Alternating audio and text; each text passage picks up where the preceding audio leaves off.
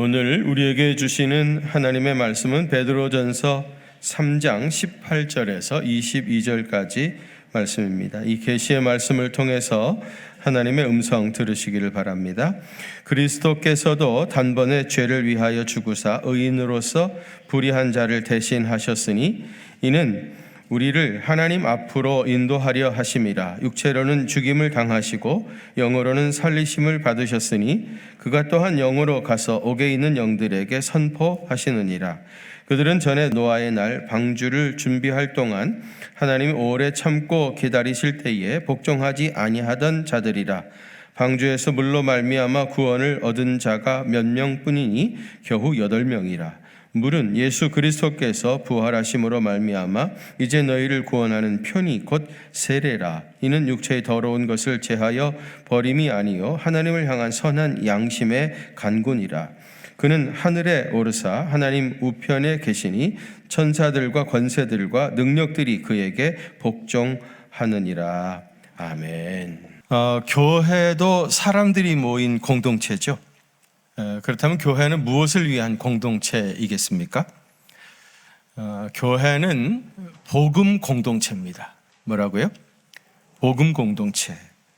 우리는 사람들이 그리워서 모인 사교 모임도 분명히 아니고요. 또 우리는 목돈이 필요해가지고 모인 개 모임도 분명히 아닙니다. 또 생활 정보가 필요해서 모인 생활 정보 모임도 아니고요. 우리는 분명히 복음 때문에 모였습니다. 그래서 교회는 복음 공동체입니다. 아멘이십니까?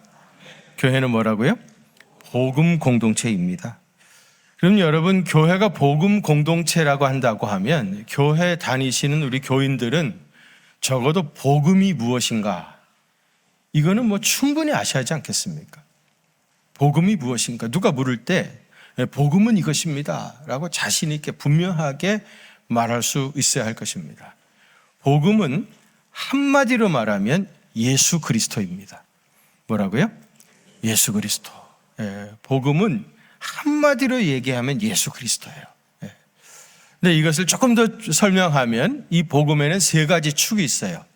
첫 번째는 그리스도의 죽으심, 두 번째는 그리스도의 부활하심, 세 번째는 그리스도의 승천하심과 다시 오심. 이 3가지 축이 있습니다. 오늘 우리가 봉독한 본문은요, 이 부분을, 이 이야기를 말씀하고 있어요. 그 첫 번째는 그리스도의 죽으심입니다. 여러분, 본문 18절 말씀 한번 같이 봉독하실까요? 18절입니다. 시작. 그리스도께서 의인으로서 불의한 자를 대신하셨으니 이는 우리를 하나님 앞으로 인도하려 하심이라. 육체로는 죽임을 당하시고 영으로는 살리심을 받으셨으니. 아멘. 거기 보시면 그리스도께서 단번에 죄를 위하여 어떻게 했다고요? 죽으셨다고 그랬어요. 복음서에서 나타난 예수님의 행적은 그의 죽으심에 초점이 맞춰져 있습니다. 예수님께서도 마태복음 20장 28절에서 인자가 온 것은 섬김을 받으려 함이 아니라 도리어 섬기려 하고, 그 다음 뭐죠? 자기 목숨을 많은 사람의 대속물로 주려 함이니라. 당신 목숨을 많은 사람을 위한 대속물로 주시려고 우리에게 오셨다는 겁니다. 예수님은 죽으시기 위해서 세상에 오신 분입니다. 여러분, 우리 대한민국의 특허 상품인데요, 우리 나라 국가 브랜드가 뭔지 아세요? 새마을 운동입니다. 사실 여러분, 옛날 새마을 운동 하던 기억나시죠? 아주 아침에 일어나가지고 막 노래 부르면서 새마을 운동을 했는데요, 이 동남아시아 많은 나라들이 말이죠, 한국이 저렇게 갑자기 그 전쟁의 잿더미 위에서 부자 나라가 될 수 있었던 이유는 새마을 운동 때문이다 생각해가지고요, 이 새마을 운동을 배워가고 수입해서 자기 나라에 적응하는 그런 나라들이 상당히 많이 있습니다. 실제로 우리가 새마을 운동으로 부자가 되진 것도 사실이고요. 여러분 기억하시나요? 새마을 운동의 모토가 뭐죠? 잘 살아보세. 그거죠? 잘 살아보세. 우리도 잘 살 수 있다. 우리 열심히 일하면 잘 살 수 있다. 잘 살아보세가 새마을 운동의 모토였습니다. 그런데 사실 생각해 보면 세상의 모든 담론은 한마디로 말하면 잘 살아보세요. 우리가 행하는 모든 일의 궁극적인 이유가 뭐예요? 잘 살아보려고. 더 잘 살기 위해서 그렇게 하는 거 아니겠습니까? 그런데 예수님은 잘 살아보시려고 오신 분이 아니라 거꾸로 잘 죽으시려고 세상에 오신 분이십니다. 오늘 보면 18절에 보시면 의인으로서 불의한 자를 대신하셨으니 그랬는데요. 헬라어 성경을 보면 의인은 단수로 취급을 했고요. 불의한 자는 복수로 취급을 했어요. 왜 의인은 단수일까요?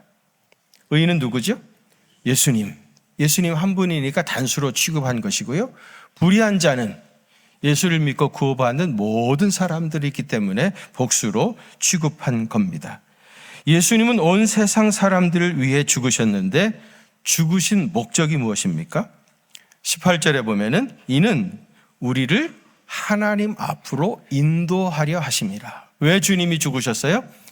우리를 하나님 앞으로 인도하기 위해서 주님이 죽으신 겁니다. 여기 인도라고 하는 헬라 말이 뭐냐면 프로사가게라는 말이에요. 프로사가게. 이 프로사가게라고 하는 말은 뭐냐면요. 왕에게 나간다든지 아니면 이제 재판을 받기 위해서 재판장에게 나갈 때 누군가가 이 사람을 데리고 들어가는 사람이 있겠죠. 이게 프로사가게. 인도라고 하는 말은 왕 앞에 데리고 들어가는 거. 또 재판장 앞에 데리고 들어가는 게 프로사가게입니다.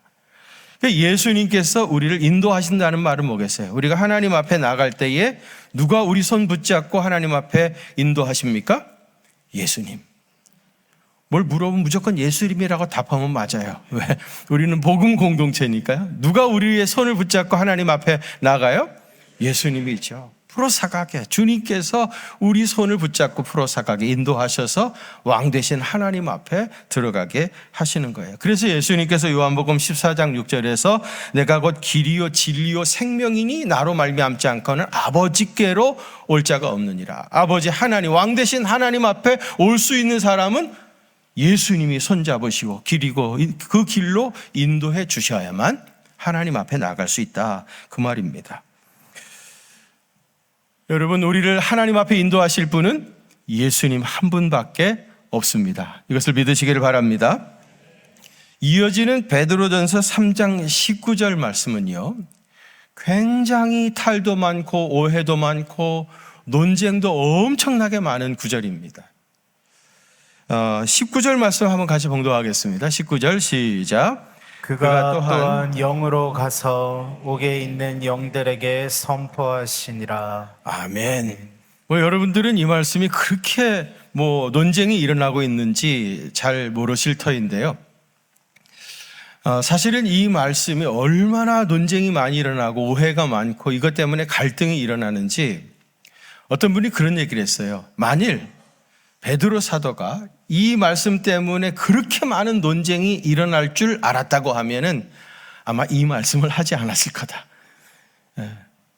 이렇게 많은 오해를 불러일으킬 줄 알았으면은 이 말씀을 하지 않았을 거다. 그렇게 얘기할 정도로 논쟁이 많이 일어나고 있는 구절인데요. 왜 이렇게 문제가 많이 되는가 하면은요, 이 말씀을 가지고 가톨릭 교회에서는요, 연옥설을 주장을 해요. 연옥설.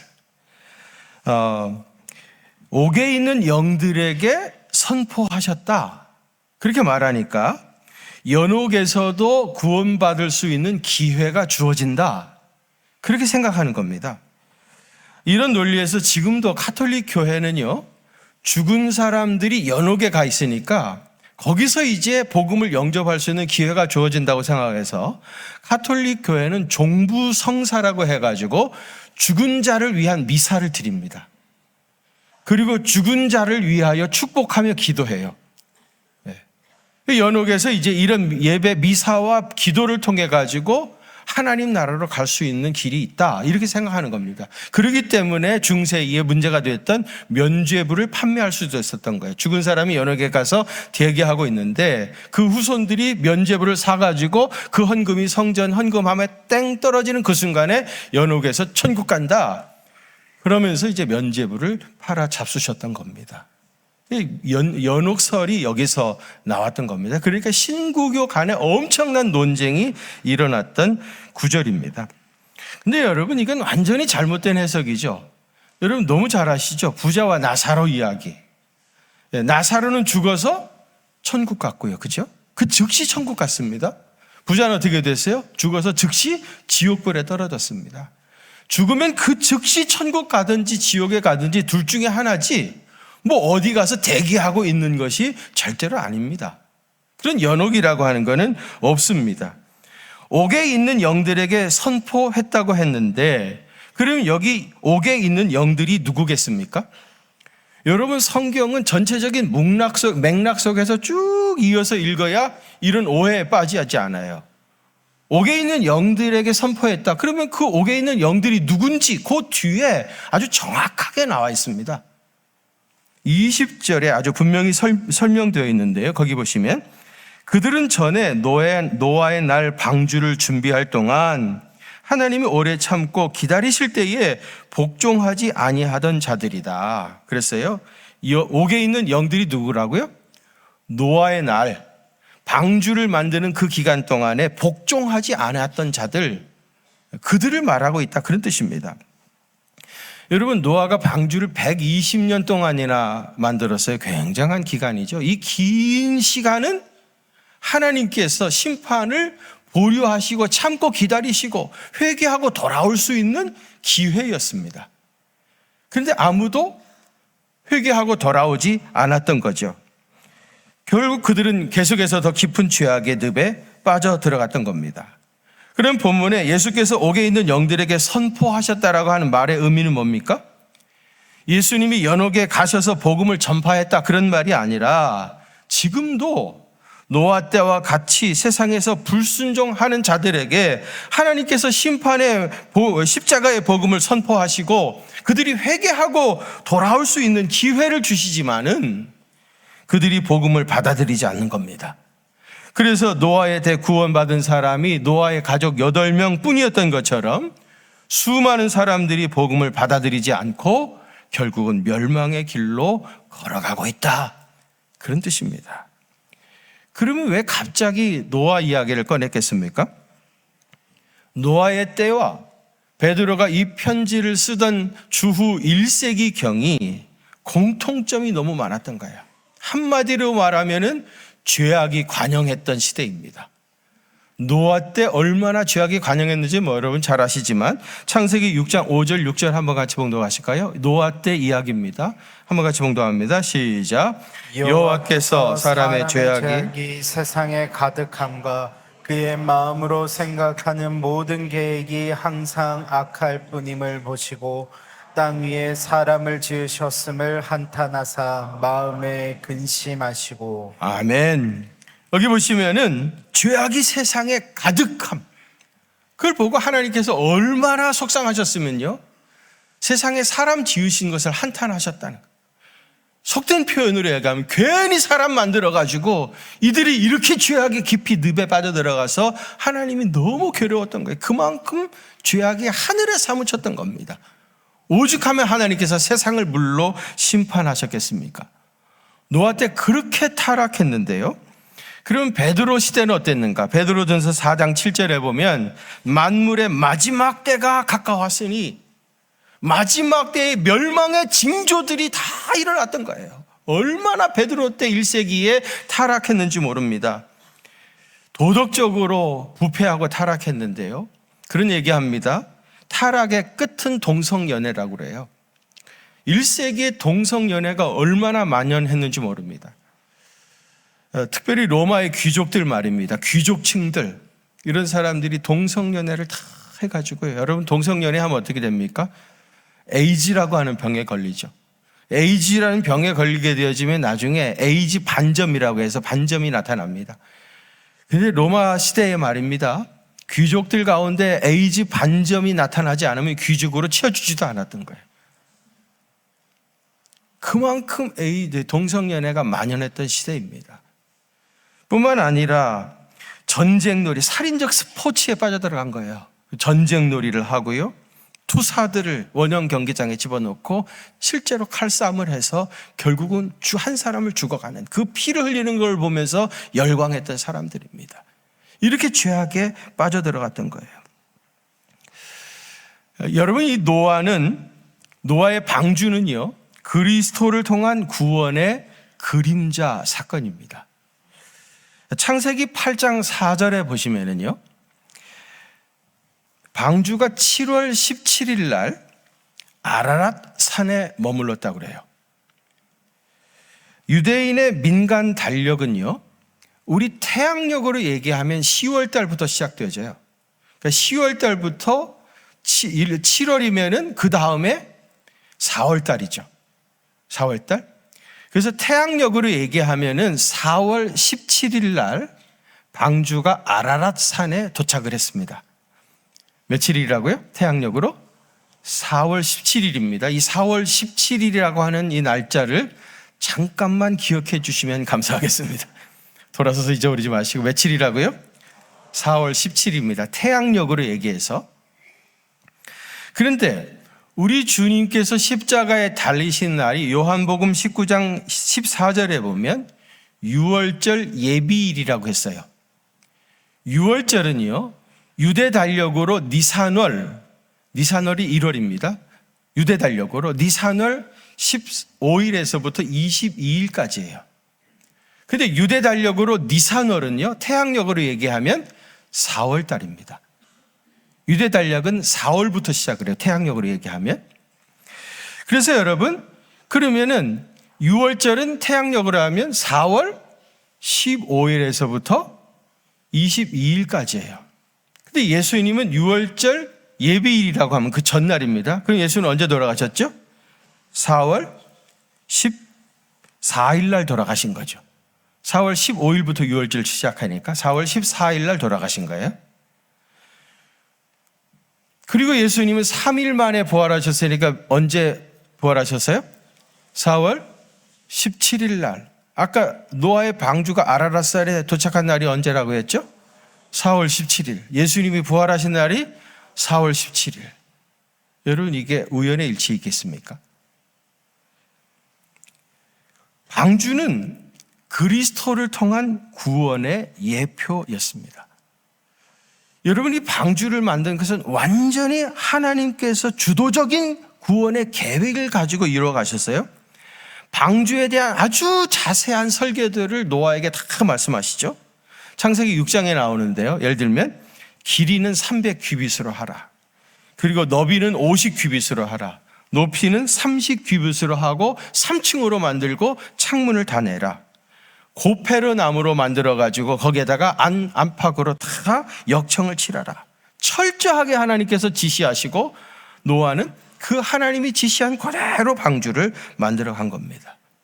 여러분, 예수님의 죽으심과 십자가를 통한 구원의 계획은 오직 하나님께서 주도적으로 행하신 구원의 사건입니다.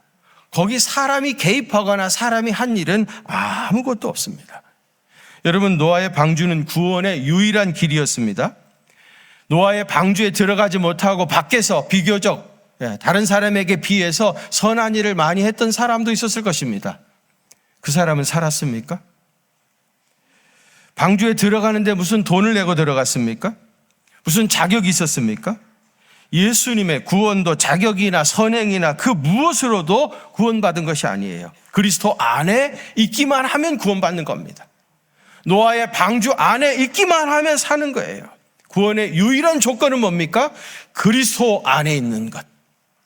방주 안에 있었던 노아의 가족들만 구원받은 것처럼 그리스도 안에 있으면 구원을 받게 되어집니다. 이번에 많은 분들이 신청해 주셔가지고 청교도들의 순례지를 이번에 미국 동부 성지 순례를 가게 됐습니다. 제가 전에 한 말씀 드렸는데 제가 전에 갔을 때 거기에 뮤지컬 큰 극장이 있더라고요. 3,000명 정도 들어가는 대형 극장입니다. 그때는 뮤지컬을 노아를 하고 있었어요. 제가 들어가 보니까 그 극장을 말이죠, 완전히 노아 방주처럼 이렇게 만들어 놓은 거예요. 그래가지고 이제 그 동물들도 한 쌍씩 다 있습니다. 물론 이제 모형이죠. 그렇지만은 실물 크기 사이즈로, 기린 같은 경우는 얼마나 크겠습니까? 그걸 다 이제 실물 사이즈로 다 했어요. 그리고 이제 가축들 같은 경우에는 뭐 개라든지 뭐 양이라든지 소라든지 이런 것들은 다 실제 동물들이 이제 나오고요. 그래서 이제 방주 안에서 어떻게 노아가 생활했는지, 어떻게 지냈는지 그걸 충분히 이제 느낄 수 있고 경험할 수 있도록 뮤지컬을 했습니다. 그래서 제가 그 뮤지컬을 보면서 제일 감동했던 부분은 어디였는가 하면 마지막 장면이었습니다. 그래서 노아가 방주에서 나왔어요. 방주에서 나오면 더 이상 그 노아의 방주가 필요 없게 되잖아요. 그래서 노아가 방주에서 나와가지고 행했던 첫 번째 일이 뭐냐면 그 방주를 만들었던 기둥, 그거를 떼어다가 2개를 띄어다가 십자가를 엮어 만든 거예요. 그리고 노아가 그의 가족들이 그 앞에서 하나님 앞에 예배를 드림으로 뮤지컬이 끝나더라고요. 그게 뭐겠습니까, 여러분? 결국 노아의 방주는 예수님의 십자가의 예표였다. 그런 말 아니겠습니까? 예수님의 십자가를 통해서 우리는 구원, 곧 영생을 얻게 된 겁니다. 예수님이 십자가에 달려 돌아가신 것은 우리를 구원하시고 우리에게 새 하늘과 새 땅을 주시기 위해서 주님이 십자가에 달려 돌아가신 겁니다. 주님의 죽으심, 이것이 복음 사건의 첫 번째 축이었고요. 두 번째는 예수님의 부활하심입니다. 21절 말씀 한번 같이 봉독합니다. 21절 시작. 물은 예수 그리스도께서 부활하심으로 말미암아 이제 너희를 구원하는 편이 곧 세례라. 이는 육체의 더러운 것을 제하여 버림이 아니요 하나님을 향한 선한 양심의 간구니라. 아멘. 만일 예수님이 죽이시기만 하고 부활하지 못했다고 하면 우리 기독교의 복음은 미완성으로 끝나고 말았을 겁니다. 예수님이 죽으셨을 뿐만 아니라 다시 사셨습니다. 부활하셨습니다. 예수님의 부활, 우리 예수 믿는 사람들에게는 가장 큰 소망이고요, 가장 큰 기쁨입니다. 베드로전서 1장 3절에 우리 주 예수 그리스도의 아버지 하나님을 찬송하리로다. 그의 많으신 긍휼대로 예수 그리스도를 죽은 자 가운데서 부활하게 하심으로 말미암아 우리를 거듭나게 하사, 뭐가 있게 하시고요? 산소망이 있게 하신다 그랬습니다. 산소망의 근거는 예수 그리스도의 부활입니다. 그리고 이것이 베드로 전후서의 총주제입니다. 우리가 산소망을 가질 수 있었던 가장 확실한 근거는 뭐냐? 예수님의 부활하심입니다. 만일 예수님께서 십자가에 못 박혀 죽으시기만 했고 부활하시지 못했다면 아무도 그분을 위해서, 복음을 위해 순교의 잔을 마시지 않았을 것입니다. 부활의 첫 열매이신 예수님을 따라 성도들도 부활한다고 하는 것을 확실히 믿었기 때문에 주님의 제자들이 순교의 잔을 기쁨으로 마시게 됐던 겁니다. 이렇게 죽어가도 주님과 함께 부활한다고 하는 것을 조금도 의심하지 않았기 때문에 그들은 조금도 주저하거나 망설이지 아니하고 순교의 제물이 될 수 있었던 겁니다. 예수님은 분명히 사망 권세에 이기시고 부활하셨고 이 복음을 믿는 우리도 주님과 함께 부활하게 되십니다. 우리 기독교는 부활의 종교입니다. 여러분 이걸 믿으시길 바랍니다. 이것이 복음의 두 번째 축입니다. 마지막 세 번째 축은 예수님의 승천하심과 다시 오심입니다. 22절 말씀 한번 같이 봉독합니다. 22절 시작. 그는 하늘에 오르사 하나님 우편에 계시니 천사들과 권세들과 능력들이 그에게 복종하느니라. 아멘. 예수님이 부활하신 후에 승천하셔서 지금 어디 계신다고 해요? 하나님 우편에 계신다 그랬습니다. 하나님 보좌 우편에 계십니다. 거기서 뭘 하고 계십니까? 말할 수 없는 탄식으로 우리를 위하여 중보하시고요, 성도들을 주목하여 보고 계십니다. 그래서 우리 주님께서 우리의 모든 것을 알고 계시고 보고 계시고 우리의 기도를 다 듣고 계십니다. 여러분 이걸 믿으십니까? 예. 제가 호주에서 사역할 때 그때 그 교인들과 함께 예배당을 구입을 하게 됐습니다. 큰 전철역에서 한 700m 떨어져 있는 아주 교통이 좋은 곳이죠. 전철역에 충분히 걸어올 수 있는 그런 곳에 대지가 우리 평수로 얘기하면 1,500평 정도, 꽤 넓은 땅이죠. 아주 네모 반듯한 1,500평. 놀라지도 않으시죠? 남의 얘기니까. 4,500 스퀘어미터 정도 되는, 1,500평 정도 되는 아주 좋은 땅입니다. 거기 건물 3개가 있었는데요. 정말 하나님의 은혜로 그 좋은 예배당을요, 240만 불에 저희가 사게 됐어요. 240만 불이면 한 20 몇 억 정도 되겠죠. 그런데 참 그 교인들하고 240만 불을 만들어 가는 게 굉장히 어렵더라고요. 정말 쉽지 않았어요. 그래가지고 그 240만 불을 만드는데 정말 완전히 탈탈 다 털어가지고 응자도 받고, 물론. 그래가지고 겨우 240만 불을 만들었어요. 그런데 그날이 이제 잔금을 지불해야 되는 날이 점점 다가오는데 한 가지 찜찜한 문제가 있었어요. 그게 뭐냐면은 우리도 여러분 건물을 사면은 취득세라고 하는 거 내잖아요. 거기도 이제 스탬 듀티라고 해가지고 세금을 내야 되는데 교회는 비영리 단체잖아요. 인도 어떤 변호사가 교회는 비영리 단체니까 그 스탬 듀티 내지 않는다. 그러면서 이렇게 서류를 만들면은 신청하면은 면제를 받을 수 있다. 그렇게 해가지고 서류를 다 만들어 이만큼 두꺼운 서류를 국세청에 냈어요. 스탬 듀티를 면제해달라고. 근데 벌써 냈는데 국세청에서 대답이 없어. 말이 없어.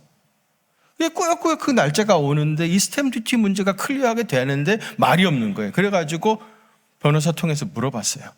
도대체 어떻게 된 거냐? 이제 며칠 남지 않았는데. 그때 하는 말이 우리는 해당 사항이 없대. 안 된답니다. 내야 된다는 거예요. 얼마를 내야 되는데 12만 불을 내야 된다. 240만 불 맞는이라고 완전히 다 털털 털어가지고 한 푼도 이제 더 이상 없어요. 12만 불을 더 만들어내야 된다는 거예요. 근데 날짜가 3일밖에 안 남았어. 3일. 3일 만에 갑자기 12만 불을 캐시로 현찰로 만들어내야 되는 거예요. 얼마나 힘들었겠어요. 그래서 제가 하나님 앞에 기도했습니다. 뭐라고 기도했겠어요? 되어진 상황 하나님 다 아시지만 말씀드리고 그 다음에 주님의 손에 부탁합니다. 우리가 할 수 있는 최선을 다했는데 여기까지입니다. 주님의 손에 부탁합니다. 그렇게 기도를 했어요. 그런데 하나님께서 저한테 이렇게 말씀하시는 것 같아요. 네가 하는 소리 내가 가만히 들어보니까 너는 아주 중요한 착각을 하고 있는 것 같다. 그러면서 이 교회가 네 교회냐 내 교회냐 물으시더라고요. 이 교회가 네 교회냐 내 교회냐 물으셔요. 그거야 주님의 교회죠. 그런데 너는 네 교회인 것처럼 생각하고 있다는 거예요. 그래서 이 교회를 나에게 부탁한다는 거예요.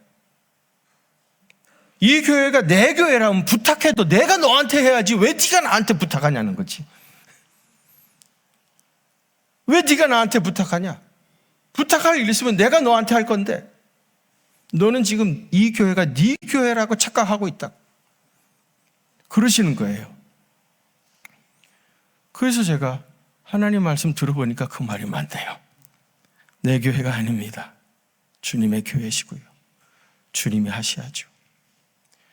그러면서 그랬어요. 그러면 나는 이 상황에서 뭐라고 기도해야 합니까? 어떻게 기도해야 됩니까? 그랬더니 하나님께서 당신의 일을 행하시는 이 과정에서, 이 결정적인 과정에서 너를 사용해 주심에 대해서 감사하라. 하나님께서 당신의 일을 행하시는 이 과정에서 너를 사용해 주심에 대하여 감사하라. 그런 깨달음을 주셨습니다. 사실 여러분, 우리가 하는 것 같지만 다 하나님께서 하시는 일이에요. 그리고 나서 진짜 3일 만에 12만 불이 딱 만들어져 가지고 아무 어려움 없이 그 예배당을 구입할 수 있게 됐었습니다. 저는 이 사건을 경험하면서 완전히 다 하나님이 하시는 거구나. 세상의 모든 일이 사람이 하는 것 같지만 이건 완전히 다 하나님이 하시는 거구나 하는 걸 아주 분명하게 확실하게 깨닫게 됐습니다. 여러분, 우리 경기중앙교회에서 지금 33개 나라에 137개 예배당을 세웠습니다. 누가 했습니까? 내가 했습니까? 하나님이 하신 거죠. 하나님께서 그 놀라운 일들을 행하시는 그 엄청난 과정에 지금 우리를 사용해 주신 겁니다. 우리가 하지 않아도 얼마든지 하나님은 다른 사람을 통해서도 더 잘하실 수 있겠죠. 그런데 부족하기 그지없는 우리를 요 결정적인 순간에 사용하여 주셔서 당신의 뜻을 이루어가게 하시고 아버지의 집을 세워가는 일에 우리를 사용해 주신 겁니다. 그것에 대한 감사, 그것이 우리에게 필요합니다. 예수님은 지금도 하나님 보좌 우편에서 세상의 모든 것을 보고 계시고 우리의 마음의 생각까지도 다 알고 계시고 온 우주 만물을 통치하시고 섭리하고 계십니다.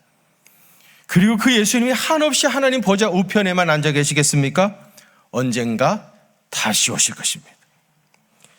갈릴리 사람들아, 어찌하여 서서 하늘을 쳐다보느냐? 너희 가운데 올려지신 이 예수는 하늘로 가심을 본 그대로 다시 오시리라. 예수님이 승천하신 그대로 다시 오신다는 겁니다. 여러분, 우리 주님이 다시 오시는 날이 복음이 완성되는 날입니다. 교인들은 우리 주님이 다시 오시는 날을 늘 사모하며 살아야 됩니다. 그래서 아침에 일어나면 오늘이 그날일까? 주님 다시 오신다는 그날일까?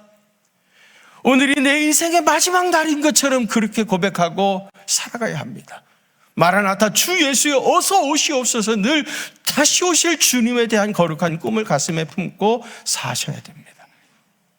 여러분, 마지막으로 우리 복음성가 한 장 찬양하겠습니다. 주여 오소서라고 하는 복음성가, 여러분 가사를 생각하면서 찬양하시길 바랍니다. 보라 그날이 곧 다가오리라.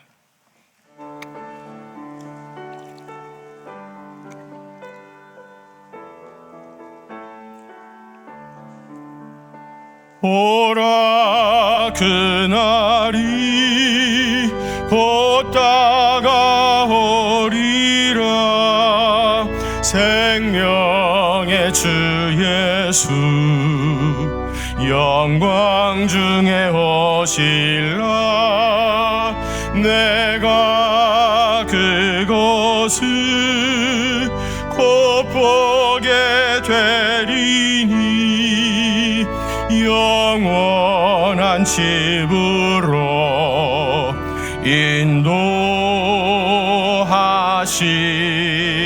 인도하시리라. 나 주님을 기다려 구속하신 그의 백성 호산나. 주 맞을 준비하세. 어린 양 주 예수 오시는 날에 모든 눈물 씻어주시리.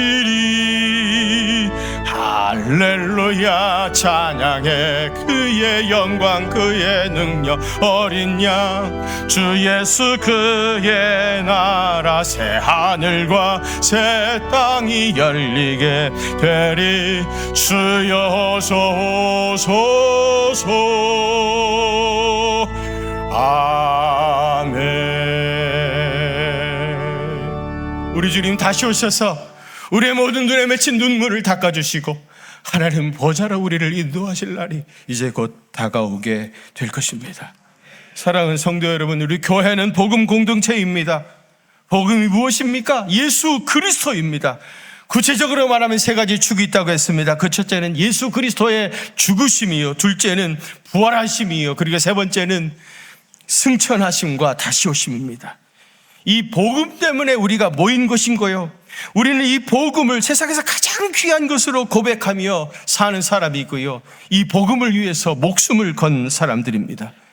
우리의 생명보다 더 귀한 복음을 전파해서 많은 영혼들을 구원의 방주인 우리 교회로 인도해서 주님 다시 오실 때에 그들과 함께 주님을 영광 중에 만나는 그리고 주님이 예비하신 영광스러운 하나님 나라의 주인공 되어지는 놀라운 은혜가 임하게 되시기를 주의 이름으로 축원합니다. 주님, 우리가 복음 때문에 살게 됐습니다.